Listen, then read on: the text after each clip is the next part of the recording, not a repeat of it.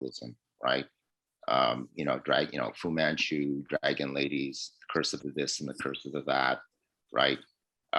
It all, comics is like largely a 20th century medium. And so it all has to do with how the United States encounters Asia, right? And a lot of that is through, right, imperialism, colonialism, war, imperial conflict, and stuff like that. And also the American view of the Orient is clouded by its pre-existing history, as descendants from Europe, right? So that goes back all the way to like Genghis Khan, right?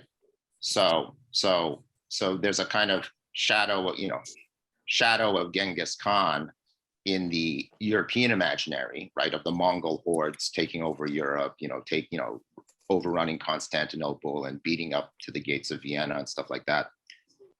There's that horror of being taken over by Asians, and that becomes yellow peril, right?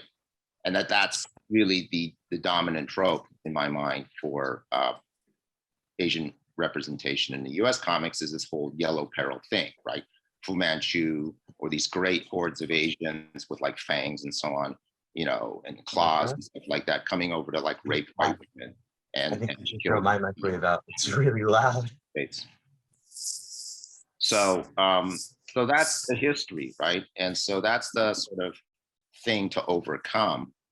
And it's sort of, stuff is happening. Like stuff is, there was a good wave in the 80s. There was like, I don't know if you was it Lila Lee, Angry Asian Girl, right? There's been a lot of cool resistance. Jean Yang, who I just mentioned, American-born Chinese, is like a major figure to my mind in sparking this kind of like emergence. I see Asian American graphic narratives in a kind of blossoming state, and a kind of growth state that reminds me of Asian American fiction, literary fiction in the 70s, following the publication of The Woman Warrior. So that's my off the top short history, right, of what it is to represent Asians in US culture. So. Thank you so much, Dr. Hortori. My question, just building off of what you were saying, how in comics, Asian Americans have maybe been put like in the bad light, raping like women and stuff like that. Do you think it's still like that present now? And how can we kind of change that to kind of get rid of that sort of representation? Yeah, I mean, from where we are in comic studies, the short way to do that is to like write comics and read them. Dr. Hatfield and I, Charles and I, just this last semester, we taught this comics in common called The Good Asian, right, by Image, Pornsack piece of shot from Image Comics. And The Good Asian is a California noir comic about this cynical Chinese American detective who has to find a missing woman in Chinatown, in San Francisco, Chinatown in the 30s. But there's a ton of stuff going on there about confronting the model minority stereotype, right? The sort of the psychological and the moral problem of having to work for white people while being Asian, and issues of like loyalty and betrayal to your community, right? So I think that there's another good one that I have to point out is that you got to go get is this one called Good Talk, right? I just finished teaching it now. And this is a memoir by a South Asian American writer named Mira Jacob, right? Who was born in the United States. And it goes through her conversations with her other women of color friends, her writer friends, about the looming election of President Trump in 2016, right? So fighting Trump is really like the master trope since 2016 of this old battle, right? The centuries long and thousands of year battle against Orientalism and white supremacy, right? And all of that has a new face, or has had a new face recently, which is Donald Trump, right? And the resurgence of anti-Asian violence, right? Since his election, and in particularly since the COVID outbreak, the return of anti-Asian white supremacism as a part of the larger problem, continuing problem of white supremacy in the United States, brought out, for instance, by the summer protests in the summer of 2020, right? Another sort of convergence of COVID politics plus a pre-existing politics of state violence, of police violence, racially specific police violence in the United States. Yeah. Thank you so much, Dr. Hattori. Can you type in those recommendations in the chat? I know I got good talk. I didn't hear the first one you said. I see Saran in the chat adding it to the summer reading list. I'm definitely going to add that. So thank you for sharing that recommendations. My question is really, my next question is towards Lawrence, but it's the same question, but I want to hear, what has the representation in comics been like for African Americans in the past, present, and what do you want it to be like in the future? Yeah, it depends on how we talk about comics. So I think when we talk about comics, most people think mainstream Marvel, DC, Image, Dark Horse. But when I talk about comics, I think about indie comic publishing, zines, online, student comics that are done through colleges, through anthologies and things like that. And so in mainstream representation, we know it's trash, like across the board for almost every race, because it's a money thing, it's about numbers, money, economics. So I don't look to mainstream for my representation, but going to Zine Fest and IndieCons, like I see myself a lot. There's been like a blueprint that I'm following. Like I'm only 34, so I haven't been around that long, but there's people that came before me that I get to see because I'm a part of this kind of independent thing. And so like, I think about how the mainstream, like there's this talk about, oh, we need representation. And then every day I get to see representation, but it's not applicable to the mainstream because it doesn't make the money or they can't market it a certain way. So it's like, I try to change my frame of how I think about what representation means. And it'd be like giving focus to things that are already happening opposed to fighting for quote unquote new, like people have been here for decades and centuries making this work. And so my thing is, how do we get that work in the hands of the people who need to see it? I guess, if that makes sense. I'll ramble, like I'm not, that's why I make comics, because speaking is like, it takes too long for me to put my thoughts together, but I can put it in an image and right away like convey what I want to say. But so I think that's my focus for like, the representation is here, but it's either is being co-opted or it's not being like given light and focus. Like even, I'm not Asian, obviously. Well, not obviously, you don't know, I could be half, but I'm not Asian. But I think about my friends making comics and they've been doing this for decades. And like, it's funny that you brought, that was one of my, the books that I had brought to share. And I was like, oh, awesome. And then I was just thinking like, as a comic artist, I meet all these artists and I just have books and books and books, and everyone's like, where's the representation? I'm like, it's not that there's no representation, it's no one's being given the proper resources or acknowledgement. Like people have been doing this work for a very long time. And yeah, that's what I think about where the representation is going, is giving the power to the people opposed to kind of like relying on this machine of what we think representation is. Like people are out here working and making all kinds of books. Like Korea Angry is a zine and a comic. And it's just, I'll give a list, but I give a list of things that are already existing that people just don't have access to. And I'll stop rambling because I'll go on. forever. But yeah. That's so cool. Is there a way to see a little bit more what, like either the thing, the zine that you held up, or if is there like an image online, but by any chance of like some of the Yeah. zines that you're involved with that we can kind of see the visual? Yeah, Young Sue, it's kind of book. I could throw in some links, but yeah, she does this. She's based in LA now, but she immigrated from Korea to San Francisco. When did Young Soo come here? When she's a teen, no? Maybe I'm talking to my spouse in the car. But she she does this zine called Korea Angry, and it's just about being Korean here in America, and she does it with like a puppet of herself, her alter ego. And it's just like she's been doing this zine comic forever, and it's just like I think people just need to be pointed in the direction of who's doing this kind of work, type of thing. Like I'll throw in some links so I can make it accessible to everyone. But yeah. Thank you so much for that, Lawrence. And don't worry, we could listen to you talk about this all day. You're not rambling whatsoever. Also want to shout out to Brina. Hi, Brina. I'm so glad you could be here off camera with us.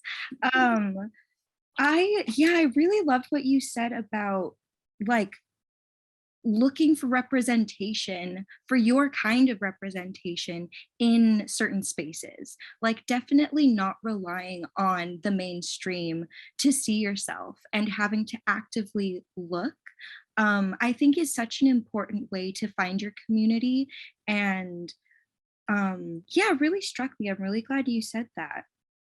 To talk about that a little bit, I know that you and your spouse run Linnea House, a independent publishing company, right?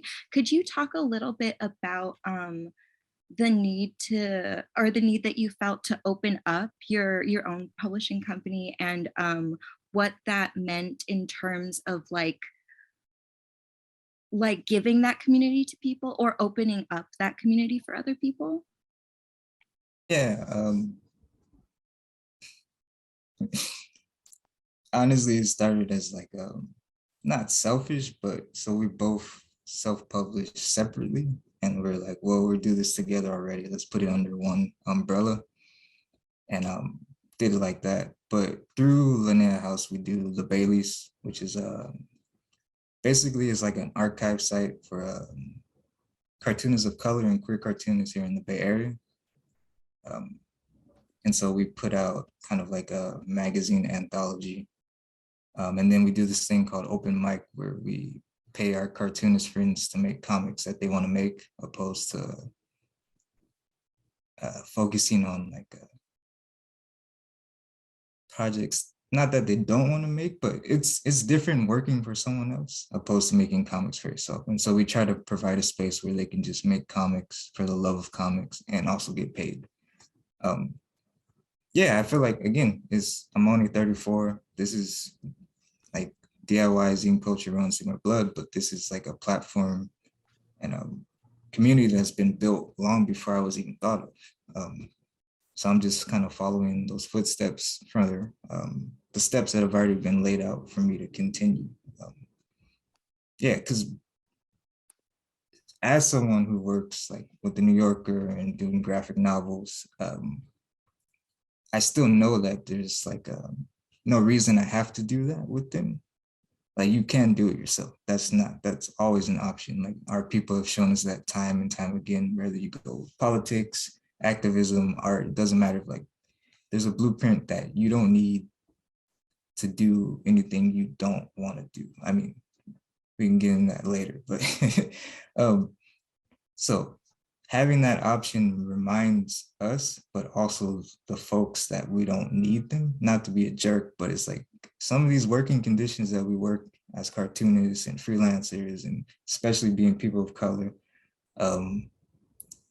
they forget, like, we don't always have to work with them, and we could work with ourselves. So having that option lets them know, like, all right, maybe we need to rethink how we're treating people, because people are starting to band together and do it themselves. And if they don't need us anymore, then we have a problem. We can't make the money we need to make. So I kind of like having that option of like, oh, they didn't want to publish it, well, we'll do it ourselves. Like, why not? And so that's why I started it with my spouse. We started it.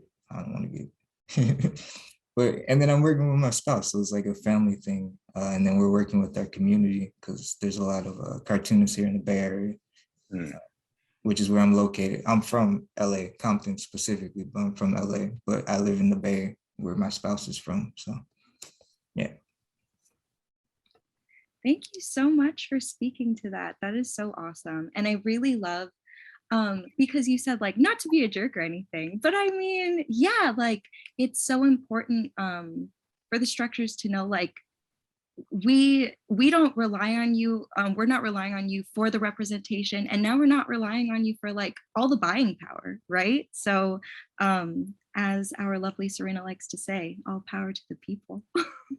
I think we have time for maybe one more question if Jerry wants to chime in, or if anyone else wanted to. Sure, of course. By the way, Lawrence, I'm from East LA, Bow Heights specifically, so we're kind of like spiritual neighbors. And I just want to throw that out there. But Dr. Hattori, I wanted to hear your thoughts on what is keeping young Asian writers and artists from breaking into the industry. You know, what borders do they have to encounter, whether they be institutional, cultural, or any other borders you can think of? You know, I would love to know. I put in the chat the link for the Good Asian, right? And Charles knows everyone, and so he brought Pornsack over, the creator over, and he'd be the person who could answer your question, right? The thing I can speak out to that is what I'm doing is I'm teaching at the undergraduate level at a public university, right, at CSUN. So I don't know what's preventing Asian American comics creators from breaking in the industry, but my interest is to provide Asian American comics creators, and actually any comics creators, and actually anyone who is interested in comics, with enough good stuff, right? Like with enough fortification, both in terms of the history of Asian American graphic narrative, good current examples, but also a kind of coming from ethnic studies, a kind of understanding of where Asians have been historically, right? Whether it's comics or not, right? Just knowing your history and providing that sort of that strength, that kind of like, you know, it's almost like a spiritual foundation, but a cultural foundation, right? A solid cultural historical foundation, so that when you get out there and people want to, I don't know what they want to do, put slanty eyes on a character, you know, or I don't know, put a Asian woman in a, you know, put chopsticks in her hair or something like this, like you can speak to that, like you've got some basis to say, you know, wait a second, this is messed up, right? This is Orientalist, this, you know, and why is it Orientalist? And then you'll have like a repertoire of images, right? Plus a repertoire of like good stuff, like good positive Asian American representation, so that you won't be tongue-tied in that moment in the office full of white people, basically, right? So that's just a long way to say I don't know the answer to your question. I'm working at it from the other end, right? Give Asian Americans the resources they need to come back at whatever is out there. Yeah. Yeah, I love that answer. Oftentimes we're told by institutions of power that, you know, any representation is good representation. And I love how you specify that, no, we need good Asian representation. And, you know, as we've been probably saying throughout this conversation, not all representation is good representation. So I love that. Thank you very much. Yeah. And then the one last little bit there is, the other thing is like a critical perspective, right? Like for instance, here's a cool fact that the Simu Liu, like Shang-Chi, like Marvel Shang-Chi, to go back to the mainstream stuff, it turns out he went to my high school. He's Canadian. He went to high school in Toronto. I'm Canadian. I'm from Toronto. So he went to my high school. But all that being said, we need a way to figure out that, see, not all Asian, especially in mainstream stuff, not all good Asian American representation comes from a good place. Like it doesn't, like Shang-Chi comes from, you know, she's like the son of Fu Manchu or something like this. Like it's just, he comes from like a bad place, right? But there's a lot of good things happening there, right? So it's like trying to figure that out, right? It's sort of like the problem with like, you know, sexualized representations of women in comics, and we have a long history of that. It's not just racialized; it's just, you know, it's just sexualized, right? But it doesn't mean that contemporary women in comics, like women represented in comics, have to be asexual, right? There's a way to kind of work that, right? You know, like Captain Marvel is a good example, right? Is an interesting example. So there's all these kinds of border issues, right? These sort of middle zone issues. And if you're armed with, you know, feminist theory, women's studies, if you're armed with ethnic studies, then you have a vocabulary at least, you know, to deal. Yeah. Sorry, again, it's another long answer. No, thank you so much, Dr. Hattori. That was perfect. Thank you.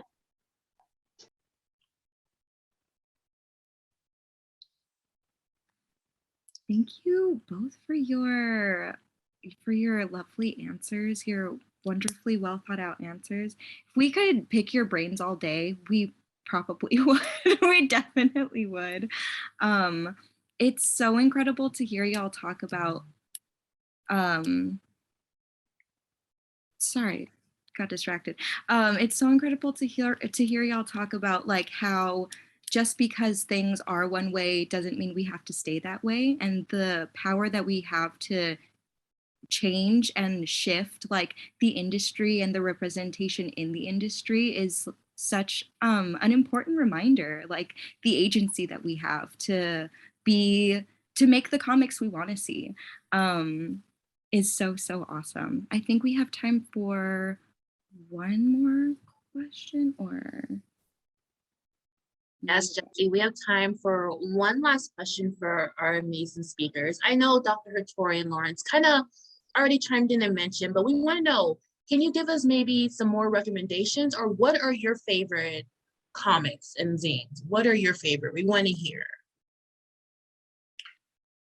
I want to hear what Lawrence likes. I could pick Lawrence's brains because I'm really curious about this Blackboard thing, that book that's coming out from Drawn and Quarterly. Drawn and Quarterly is one of my favorite presses. I think it's that and Fantagraphics, I think, are my two big, you know, go-tos really.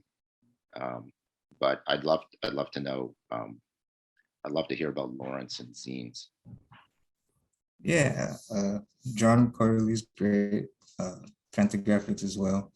But there's like, how do you say?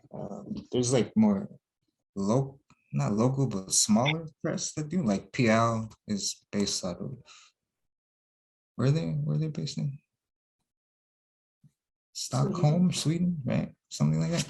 But they do a lot of like, they work with a lot of kind of indie creators, so PL Studios, and this one I have right now is like an artist from Manila, so it's pretty cool. They bring like international and local together, so it's kind of different, like to see. Obviously, Korea Angry I mentioned. I don't know if Amisa Chu is doing zines anymore, but she's based out of the South Bay, LA South Bay, not the Bay Area South Bay. But this artist from Manila, what's his name? What's his name? I'll write it in the chat. It just has the title on the cover. I'll have to find it in the book. But the studio is called PL. Anything from RH Graphics, only because I'm doing something with them too, but the Magic Fish just came out from Trung. It's kind of like a fantasy type of talking about migration, immigration. Beautiful. Yeah, I could go on and on. I don't want to be that person, but it's like Pashmina, Nidhi. Pashmina, yeah. Blame It on the Boogie also came out from John and Quarterly. From Rena, yeah.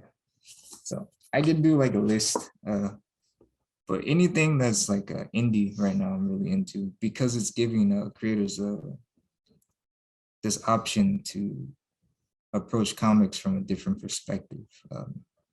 Kind of like these self-narratives and autobio things that we wouldn't normally see, that you would see at a Zine Fest, but now you're starting to see it in comics more, but not mainstream. It's like it's indie, I guess you could say, but not indie enough to where it's not known. It's like a weird space in comics. Right. These are fantastic. See his name. Yes, the Malaka Garib. I've been meaning to read that. Yeah, yeah. Was it I Was There, American Dream? Yeah, it's a great book. I have it here sitting on my shelf. It's awesome. Yeah, that's on my list. She's working on another one too, that's coming out this year called It Won't Always Be Like This. Okay. All Yeah. right. Yeah. So add that to the list too. Awesome. This is good to know. I mean, from my end, a couple of more to recommend would be the best we could do. If you haven't read that one, you should. And actually, it's a double. I mean, by T. Bui. There's another really good one on the same kind of experience, Viet America, by G.B. Tran. Right. So Viet America by G.B. Tran, and the best that we could do, right? These are fantastic, right? Yeah, I can't. They're like a history lesson, right? They're like those two books combined is basically like a Vietnamese American history lesson right there, in color and in real life, as it were. Yeah. So.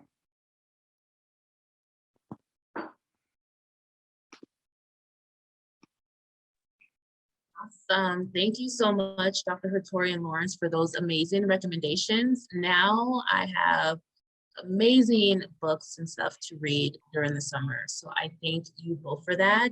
And I want to say thank you both for just coming to our event and speaking today. And we really just love hearing your feedback and just really just picking your brain. I hope we didn't just overbear you with questions after questions after questions, but we just really just love hearing your insight and just hearing about your experience and what you would recommend in.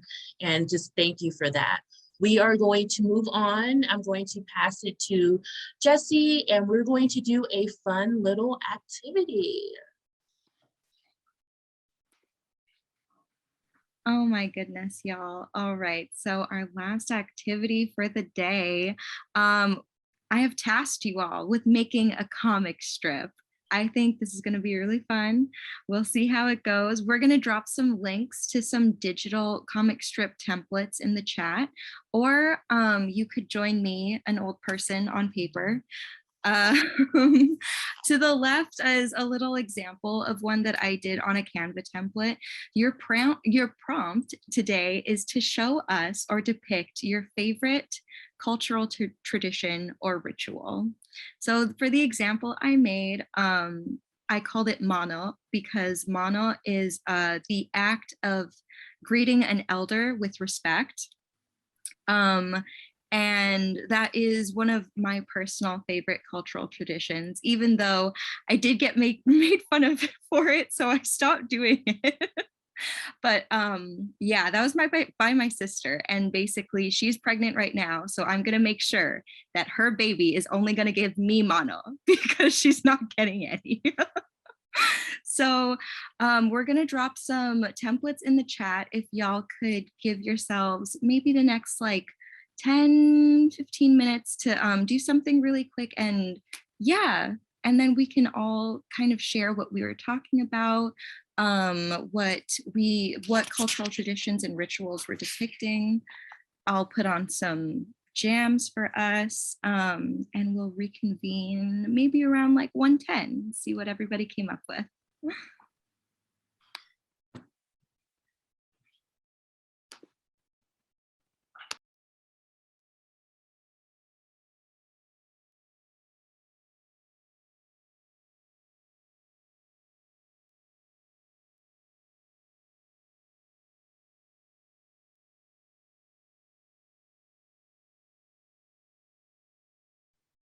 So you do have to stop sharing for you to play music. I believe I do. What if I play it here like this? Will that work? Can y'all hear it? Is that okay?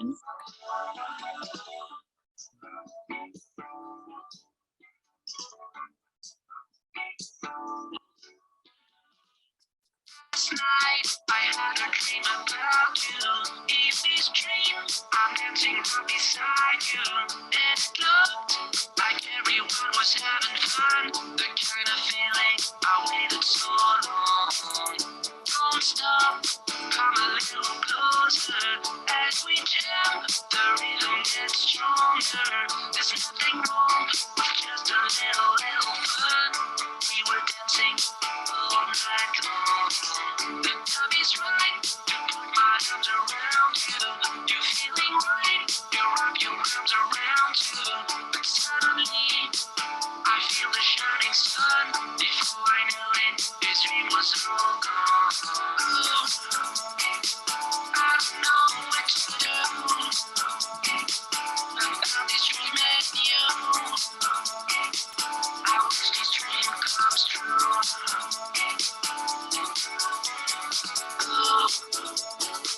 I don't know what to do about this dream and you. We'll make this dream come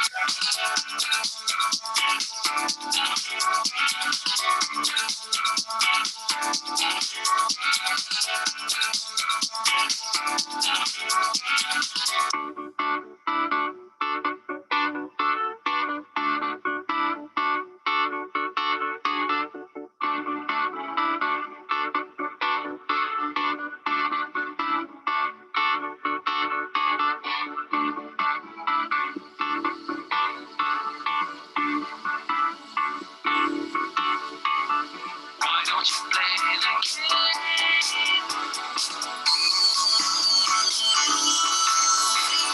Why don't you play the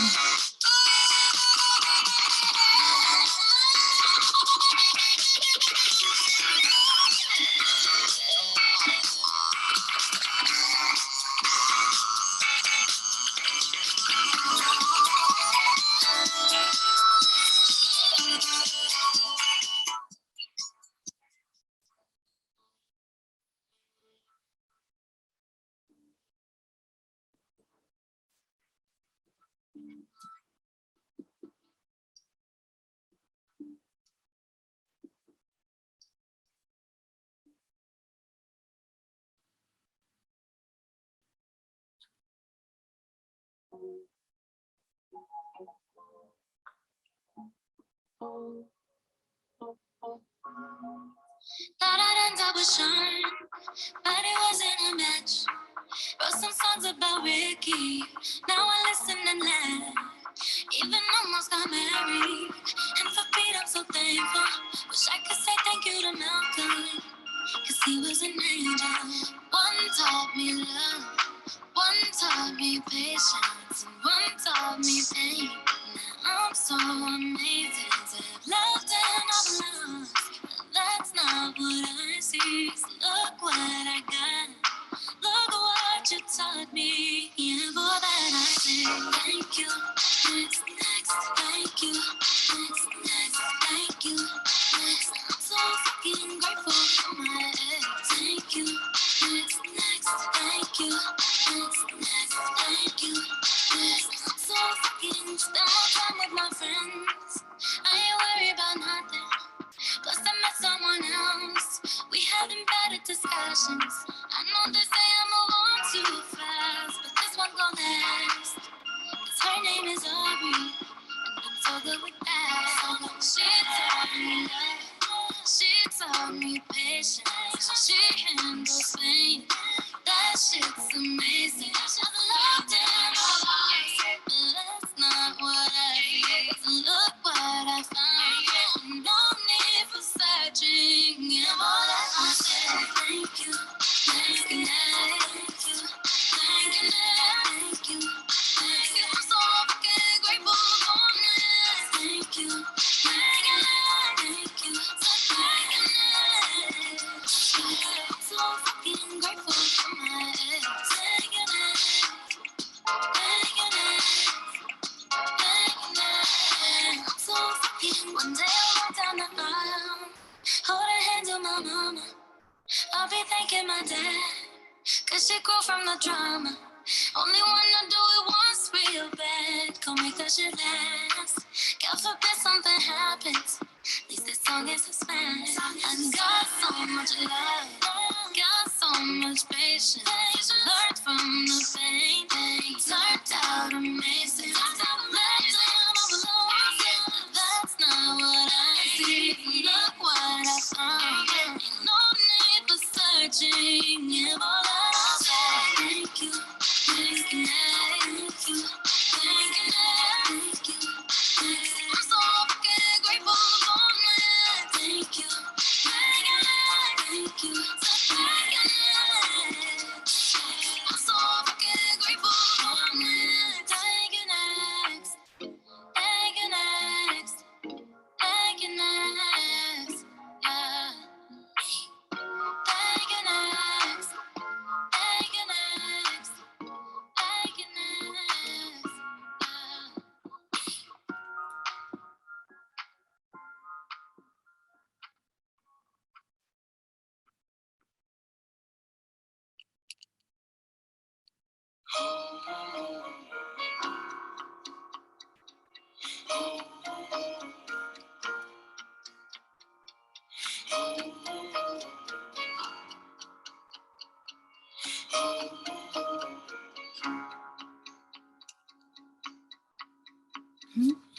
We're up when the rooster crows.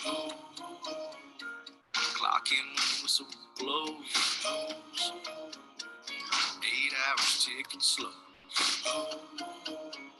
And then tomorrow we'll do it all over again. I'm a member of a blue collar crowd. All right, y'all. How are the cartoons coming? How are all of our artists? Ash, how's your comic? It's coming along good. I actually did it from my phone because I couldn't, as you know, I can't draw for nothing. Shout out to all my people that can't draw and can only do stick figures, but I make some really good stick figures, not to brag. My stick figures are amazing. Ooh. I know the moment I put my pen to the paper, I was like, oh, I forgot I couldn't draw. What a mistake I've made.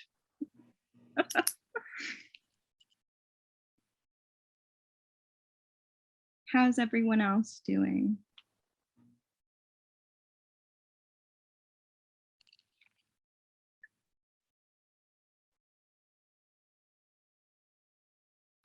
I would love to see anything at all. Anyone. Same. Here's the confession. You see, I can't draw. I don't even know like how to get to those templates because there's like a Google thing and like I gotta put in my password. I don't even know how to do that. But what's been completely fascinating about this whole experience today is how well set up you guys are with like the PowerPoints and the music and stuff like that, you know, producing this space and the vibe to do things. But this whole prospect of like, you know, creating stuff in real time, right, has me really fascinated because it's something that I've been kind of working towards in my pedagogy of like, I have my students draw comics, but they don't draw them in real time in my classes because it's an asynchronous class. I have them draw them on paper and then they, you know, take a picture of them on their phone and they upload them to the Canvas, to the learning platform. But I would just love to see what anyone has got at all, because if this kind of thing can work, it'd be something I'd be interested in exploring, right? Not necessarily real time, but enhancing the production of student comics within my course setting. I mean, in that regard, I've been reading this really thin book by Ivan Brunetti called Cartooning, and he's very lucid on this. But I really would be interested in seeing student stuff, like doing more with using student-produced comics, posting them in my course. Yeah, us too. Speaking of which, thank you for that, Dr. Hattori. But Micah, do you have anything to share? Yeah, well, let me turn off my music, sorry. I did a little, I'm in the middle of moving at the moment, actually. So I kind of like, I guess you're gonna see like what I look like, or like what my setup looks like. I'm just currently on a box in the corner.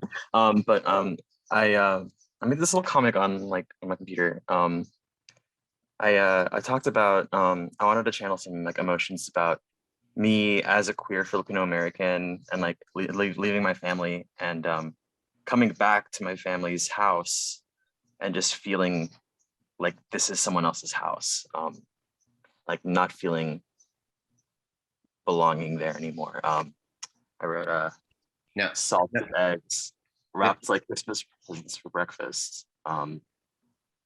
is there a way, I do this in my classes with Zoom, is that I enable screen sharing for multiple participants and then my students screen share in, right? And I've done that a few times. Furthermore, Mike and I have communicated on Zoom a couple of times in another regard. But is there a way to see Micah's screen as large as? I can't at the moment because I haven't finished setting up my computer. Okay. So I'm actually on my phone on the Zoom call, unfortunately, but I can like bring it in as close as possible to talk about it. The first panel is salted eggs wrapped like Christmas presents for breakfast. And coffee on rice to forget how stale it got overnight. Sitting on furniture wrapped in plastic that we weren't supposed to use, next to family photos I do not recognize. I look the other way as I sneak up the stairs. Wow, okay, see, that's good. That's really good, yeah. Oh my gosh, Thank Micah, you. thank you for sharing that. That is so personal and beautiful. Oh my goodness. I'm so glad you shared that. Thank you so much. Yeah, thank you for having me. And how has the moving out process been? Are you doing all right? Yeah, well, I've finished up my time at student housing, so I'm finally in my own space now, and I just moved in yesterday actually, so yeah, my priorities are set straight. I set up my computer first, so. Smart.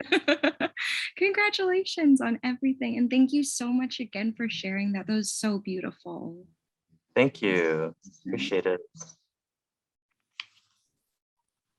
Yeah, Jerry, want to uplift what Jerry said. Congrats on finding your own space. Did anybody else have comics that they wanted to share? I drew a teeny tiny one. It's very bad of me cutting mangoes for my cousin. Okay. That's great. You I did think- those 3 in 10 minutes? Yeah, I think it's a thing of, I don't know about other households, but in Asian households, it's such a thing of like, your parents won't really tell you they love you. They'll bring you a plate of sliced fruit. So Mhm. it's just kind of instilled like, that's one way to show you love someone is you, yes, the fruit apology, definitely, Sarah. Like, or yeah, just even just a plate of affection, you know? Anybody else? We're sharing. Thank you for indulging in sharing time. Yes, Dr. Hatfield, please go ahead. This one's a cheat. It's drawing by mouse. You talked about cultural rituals and I like to I like rituals that kind of involve remembrance, and I like candles.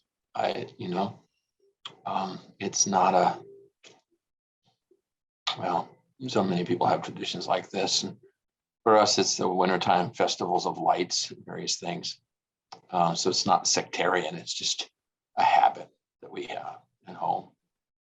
We light lots of candles, and anytime somebody in our community or extended family passes, there's candles on the table again at dinner time. It's just a thing. So I cheated. I couldn't draw a convincing match, so I just thought, but I did try to draw a face with the mouse, which is much less responsive than a pencil for me.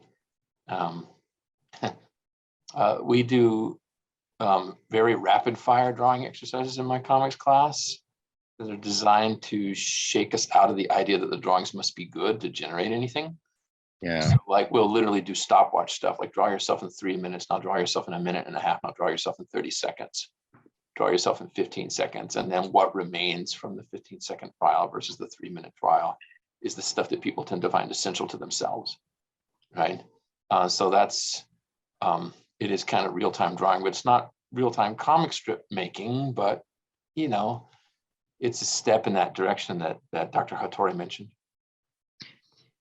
If I could just, I know we're over time, but if I could share screen just for a second here to just piggyback on what Dr. Hatfield Charles has said. So for instance, I don't know if we're all seeing this, but this is like a page from my courses, my comics courses. And I get students to draw, and this is exactly what Charles is talking about the rapid fire comics exercises. They're taken, I can't even draw like this, okay? I can't even draw this. So this is from Linda Berry, a great book of hers called Syllabus. She's a comics teacher and comics maker and teacher. But it's these sort of things, right? Like this is an exercise she has where it's like, this is Batman in 5 seconds, right? 10 seconds.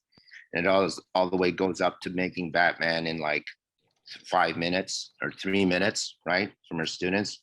But it's like, that's the sort of where I'm at right now with like my students, is like just sort of making stuff, instantly like this.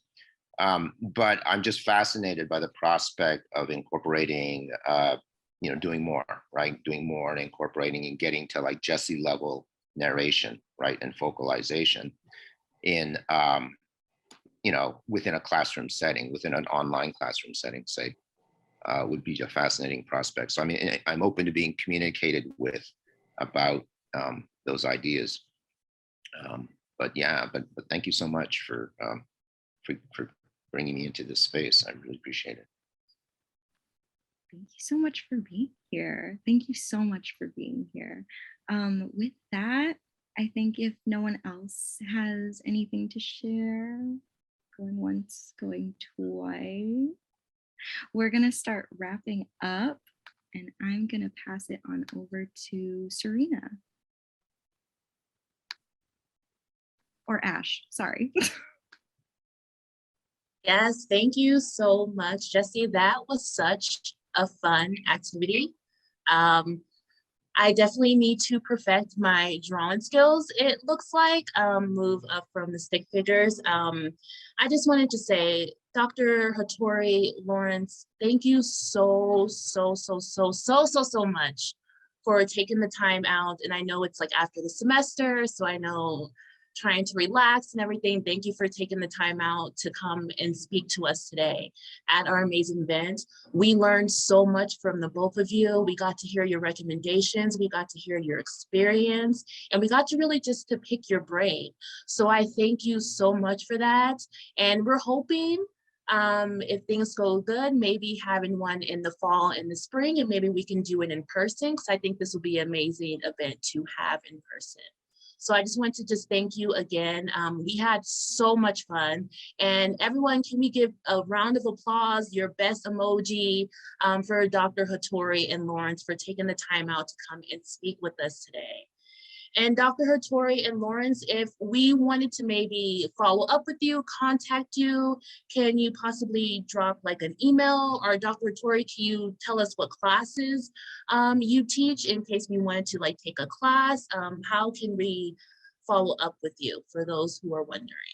Right. I just wanted to say thank you, for the chance to meet Lawrence. Lawrence is, I'm gonna, like Piao Studios, Alice Trezo, the Korean angry thing. I'm going to follow up on those, because those are like things concrete things I can kind of, look at right away and then figure out, integration, right?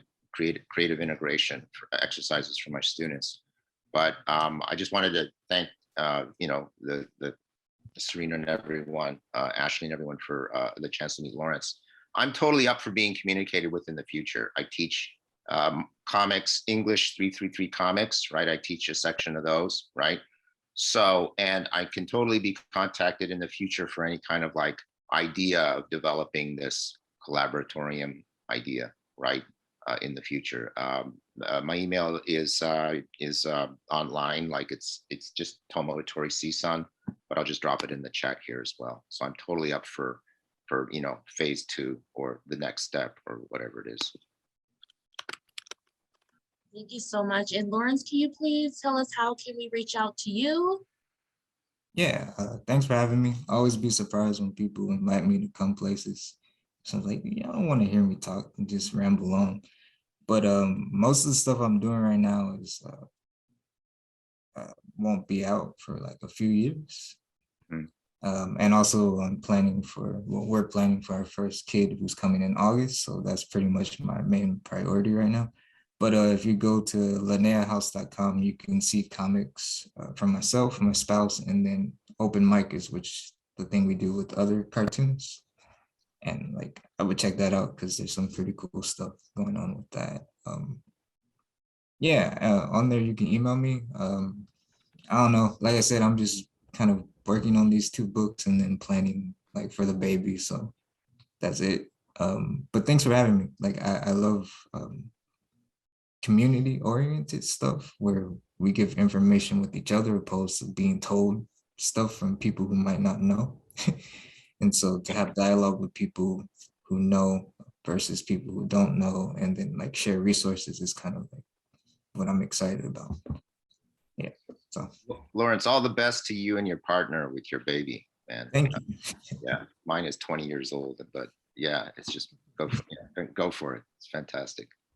Yes, congratulations, Lawrence, and we'll definitely support you, and we're looking forward to the release of your book. We can't wait for that. We're definitely very excited. And once again, Hattori and Lawrence, thank you for coming. We will also, for the people that did come today, we would love to hear your experience on the event, how you liked it, what you didn't like, what you would change. And this just helps us, for future events, what we can, change and improve. So we're going to drop the link in the chat to our survey. It only takes about 2 minutes at the most. If you can please take the time out to take it.